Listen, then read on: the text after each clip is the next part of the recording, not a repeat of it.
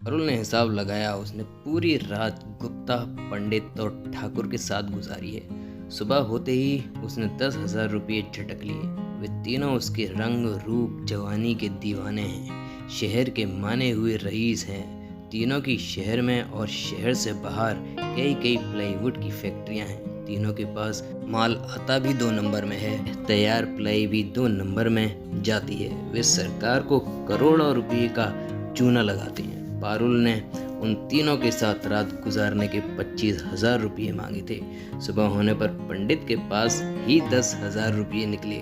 गुप्ता और ठाकुर खाली जेबों में हाथ घुमाते हुए नजर आ रहे थे।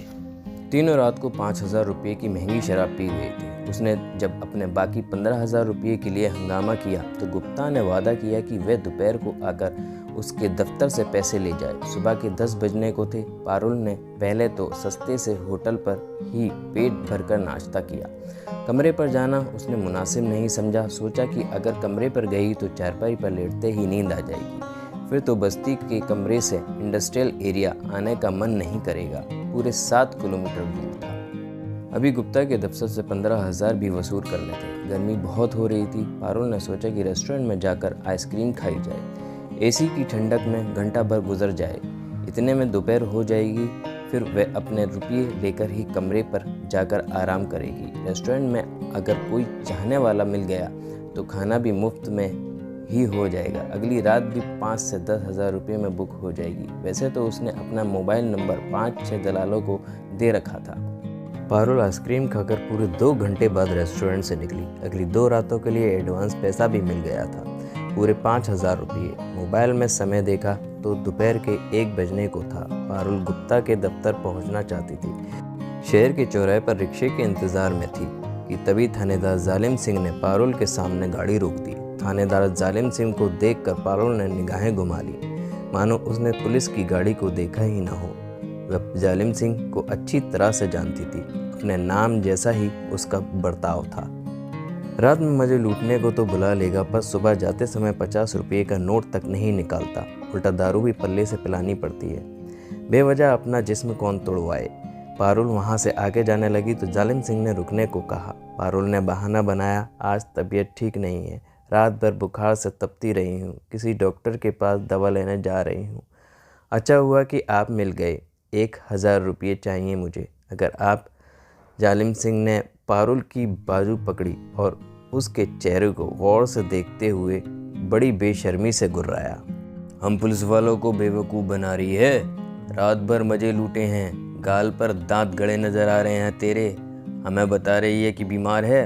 तुझे शहर में धंधा करना है या भागना है? ठीक ही तो कह रही हूँ, कभी 10-20 रुपये तो हम मजदूरों पर तुम खर्च नहीं करते। पारुल बोली, तुझे धंधा करने की इजाज़त दे रखी है, वरना हवालात में तड़पती नजर आएगी। आज हमारे लिए भी मजे लूटने वाला काम कर, पूरे 500 रुपये दूंगा, लेकिन काम पूरा होने पर। जालिम सिंह ने अपना इरादा जाहिर किया। पारुल समझ गई कि ये कमबख्त कोई ख़तरनाक साजिश रचने वाला है, तभी तो 500 रुपये खर्च करने को कह रहा है, वरना 10 रुपये जेब से खर्च नहीं करता। पारुल ने सोचा कि काम के बदले मोटी रकम की मांग करें, शायद मुर्गा फंस जाए। मौका हाथ आया था। पारुल के पूछने पर थानेदार सिंह ने कहा, तुमको एक प्रेस फोटोग्राफर राजू की अकल ठिकाने लगानी है। उसे अपने कातिल अदाओं का दीवाना बनाकर अपने कमरे पर बुला लेना।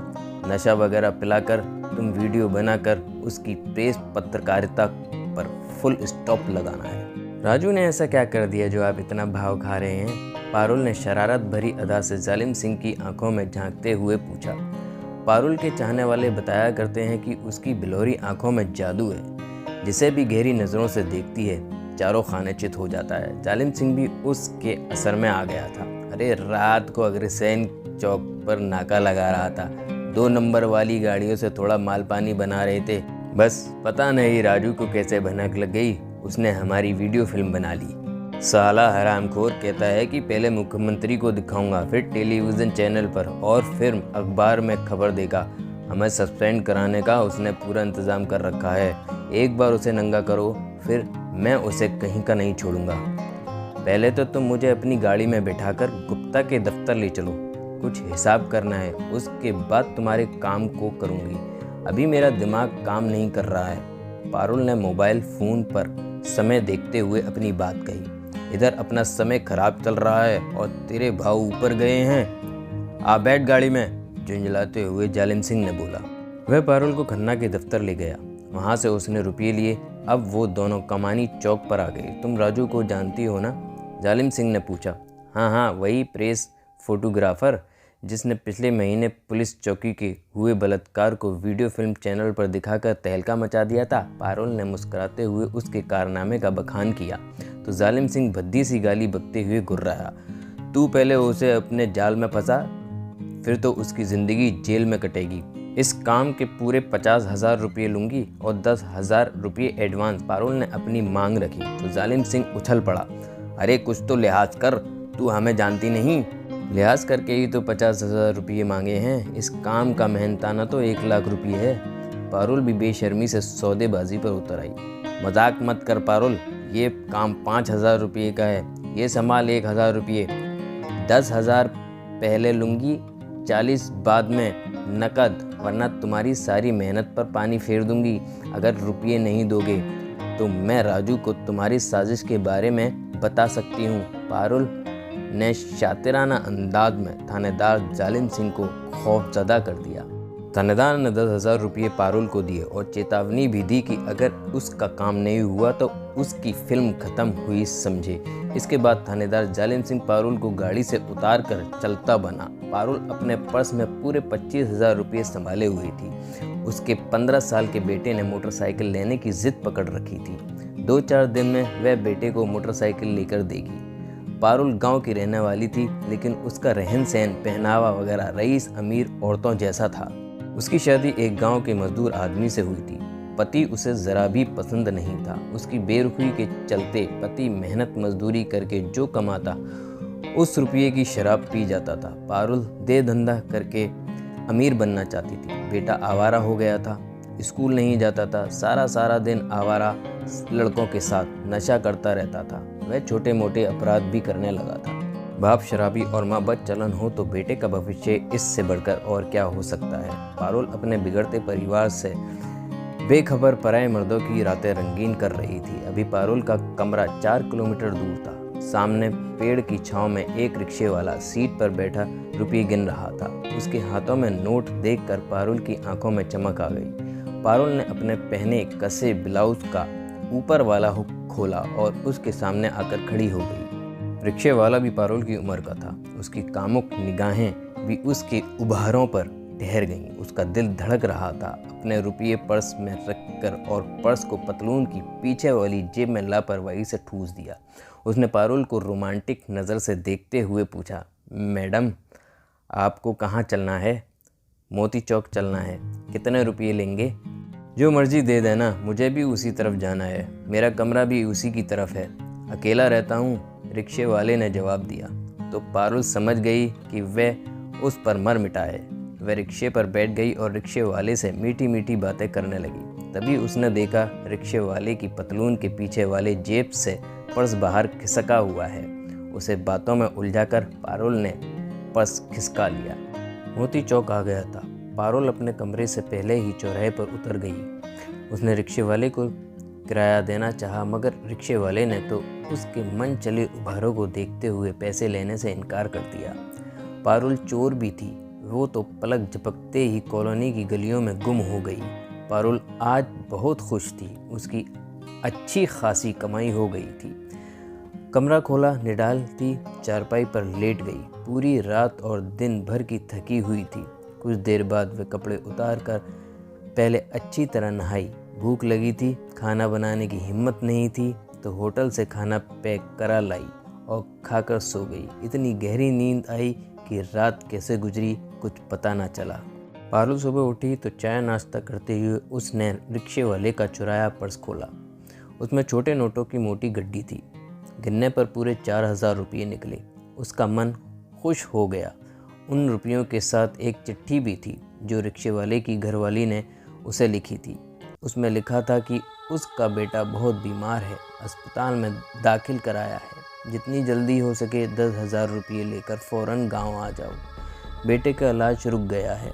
डॉक्टर का कहना है कि अगर बच्चे की ज़िंदगी बचानी है तो फ़ौरन इलाज कराओ। जो 1-2 गहने थे वे सब बेटे के इलाज की भेंट चढ़ गए। जितना जल्दी हो सके पैसे लेकर आ जाओ। चिट्ठी पढ़कर पारुल को धक्का सा लगा। उसने ये क्या किया? लालच में आकर उसने एक मजदूर आदमी की जेब काट कर उसके मासूम बेटे की ज़िंदगी को मौत की दलदल में धकेल दिया। पता नहीं उसके बेटे का क्या हाल होगा। वह अपने बेटे को मोटरसाइकिल लेकर देने के लिए उल्टे सीधे तरीके से पैसा इकट्ठा कर रही है। ये पाप की कमाई न जाने कैसा असर दिखाएगी। पारुल ने रिक्शे वाले को तलाश कर उसके रुपये वापस देने का मन बना लिया। वह यहाँ तक सोच रही थी कि उसके गरीब को 10,000 रुपये देगी ताकि उसके बेटे का इलाज हो सके। पारुल सारा दिन पागलों की तरह रिक्शे वाले को ढूंढती रही, मगर वह नहीं मिला। जैसे वह रिक्शे वाला शहर से गायब हो गया था। थानेदार जालिम सिंह का कितनी बार फ़ोन आ चुका था। वह बराबर धमकी दे रहा था कि उसका काम कर, नहीं तो उसे टपका दिया जाएगा। मगर पारुल ने थानेदार जालिम सिंह की धमकी को ठोकर पर रखा। वह जानती थी कि जालिम सिंह उसका कुछ नहीं बिगाड़ सकता, उल्टा प्रेस फोटोग्राफर को बलात्कार के अपराध में फंसाने की सुपारी देने का मामला बनवा देगी। 2 दिन से पारुल ने अपनी धंधा भी बंद कर रखा था। उसके कितने चाहने वालों के फ़ोन आ चुके थे। उसने सबको ना में जवाब दे दिया था। उसने तीसरे दिन भी रिक्शे वाले को तलाश करने की मुहिम जारी रखी। उस दिन उसने अखबार में खबर पड़ी कि थानेदार जालिम सिंह को 2 नंबर का सामान लाने वाली गाड़ियों से वसूली करने के आरोप में सस्पेंड कर दिया गया। अखबार में पत्रकार राजू को खोजी पत्रकारिता की तारीफ हो रही थी। अभी पारुल अखबार में छपी ये खबर पढ़ ही रही थी कि तभी उसकी नज़र एक सड़क पर आते हुए उसी रिक्शे वाले पर पड़ी। वह लपक कर आगे बढ़ी और उसका रिक्शा रुकवा कर बोली, अरे रिक्शे वाले, मुझे माफ़ करना, मैंने 3 दिन पहले तेरा पर्स चुराया था। उसमें तेरे 4,000 रुपये थे। अपनी गलती मानते हुए मैं तुम्हें 10,000 रुपये वापस दे रही हूँ। फ़ौरन जाओ और अपने बेटे का इलाज कराओ। रिक्शा वाला खामोशी से उसकी तरफ देखता रहा। ज़बान से कुछ नहीं बोला। शायद उसकी आंखों से बहते आंसुओं ने समूची कहानी बता दी थी, मगर पारुल अभी तक सच्चाई समझ न पाई, पर वह उसकी खामोशी से सहम गई थी। देखो भैया, पुलिस में शिकायत मत करना, तुम्हारे रुपये में ज़्यादा करके दे रही हूँ। अपने बेटे का किसी बड़े अस्पताल में इलाज कराना। पारुल ने 10,000 रुपये उसके सामने कर दिए। अब रुपये लेकर क्या करूँगा मैडम? मेरा बेटा तो इलाज की कमी के मारे मर गया। उसके गम में पत्नी भी चल बसी। अब इतनी मेहरबानी करो कि किसी गरीब की जेब मत काटना, वरना किसी का मासूम बेटा फिर मरेगा, भर्राई आवाज़ में रिक्शे वाले ने कहा और रुपये लिए बिना ही आगे बढ़ गया। अब पारुल को अपनी बुरी आदतों पर भारी पछतावा हो रहा था। दोस्तों, आपको ये कहानी कैसी लगी कमेंट बॉक्स में लाइक और सब्सक्राइब करके ज़रूर बता दीजिएगा। बेल आइकन को प्रेस करके ऑल पर क्लिक कर दीजिएगा, जिससे कि मेरी आने वाली नई वीडियो का नोटिफिकेशन आपको मिल सके।